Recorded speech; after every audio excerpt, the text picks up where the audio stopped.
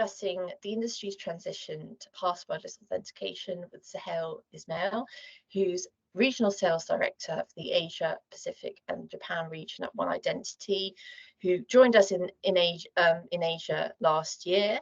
It's great to speak with you today. We'll be touching on why alternative authentication methods are more secure, enable less breaches possibly, and what technologies One Identity offers. As I said, we met you in Identity Week Asia in November. I just wanted to ask, what transition is One Identity supporting from passwordless to alternative logins?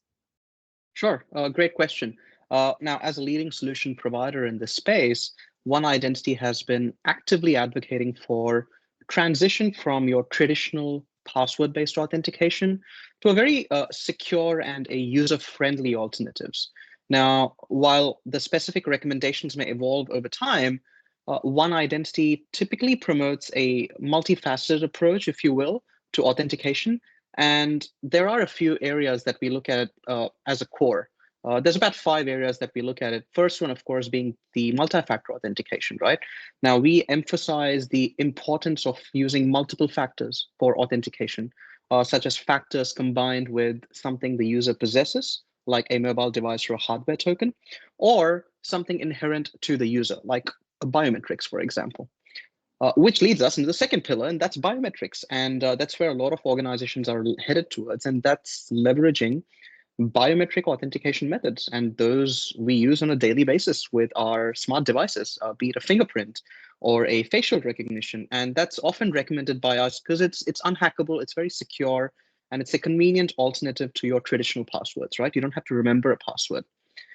Then we also recommend for large corporate organizations who have traveling users, we recommend something called Smart Factor, or the industry calls it as adaptive authentication, right? So we advocate for this use, which really involves the use of 2 areas, which are quite cliched, if you will. They're heavily used in the industry today: machine learning and artificial intelligence. And let me break that down for you. What that means is we're looking at the location of the device. We're looking at what device the user is using, the behavior patterns, and we assess the risk levels associated with every login attempt, and we adjust the authentication requirements accordingly, all right? That way the user does not have an MFA fatigue.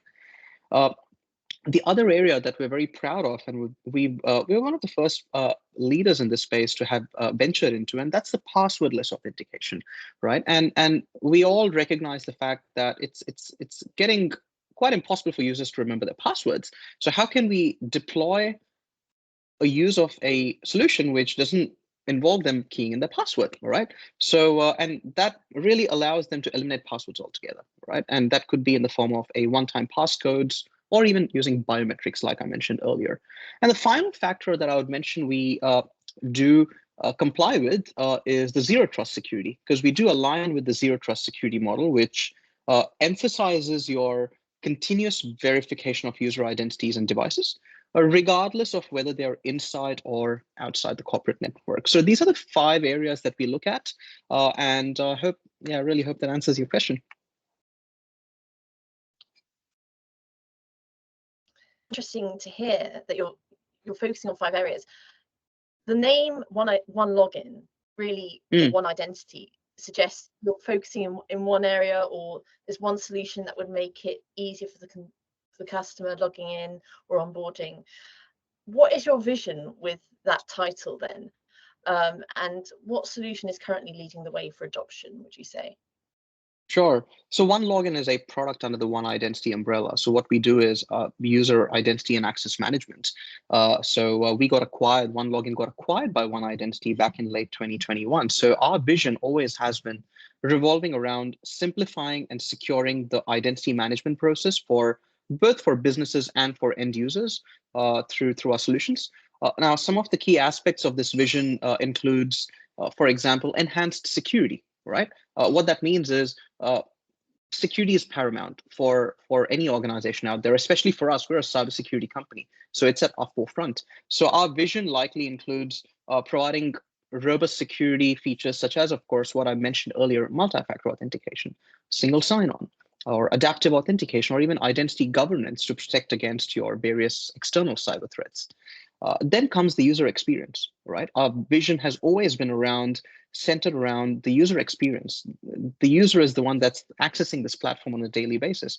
How can we deliver a solution that is suited to their needs, and it essentially involves solving the pain points of both the administrator who manages the platform and also the end user that's consuming the platform. All right. And finally, it all boils down to a very simplified identity management. And that basically means we have customers across large financial services to born in the cloud companies or even manufacturing.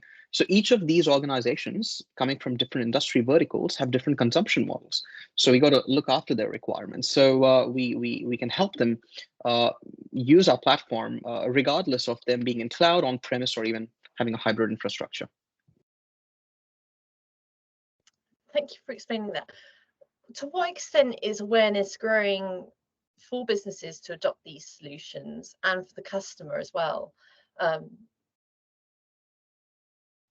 Well, I'm glad you asked that, because user awareness has been a key topic for just not for us, but also for some of our competitors. It's all about educating the market, and awareness of passwordless solution has grown, especially over the last few years. I would say since the beginning of COVID.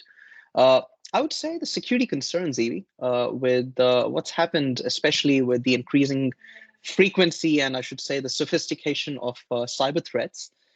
Businesses are becoming more aware of the limitations and vulnerabilities, if you will, associated with the traditional old school legacy way of password-based authentication methods. So think of all high-profile data breaches that have happened just not in the US, but also in this region. That has pushed organizations to go and adapt a passwordless solution, for instance. That's been the driver for them. User experience, it's great that you mentioned that, because passwords, of course, are cumbersome to manage and remember, and the administrators or IT champions, if you will, in large enterprises are constantly pushing for to CIOs and also in board level discussions to go ahead and deploy a passwordless platform.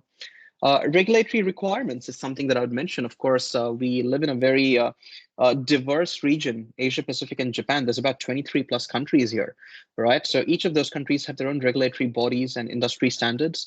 One thing that everyone does look at is, of course, the user's data should not be compromised. Some say that the data needs to reside in the country. Some say that users' PII, or personally identifiable information, should not be revealed. And one way of looking at that is, of course, by adopting a passwordless solution, which makes it easier for the user to access the platform. So these are a few areas which has pushed the envelope, and also at the same time has also pushed organizations to use these opportunities as leverage to push for a passwordless platform within the organizations. Thank you so much for your time today. It's really interesting to hear how One Identity is combining these technologies in the defense against fraud. Thank you so much. Thanks for having me. Thanks again for your time.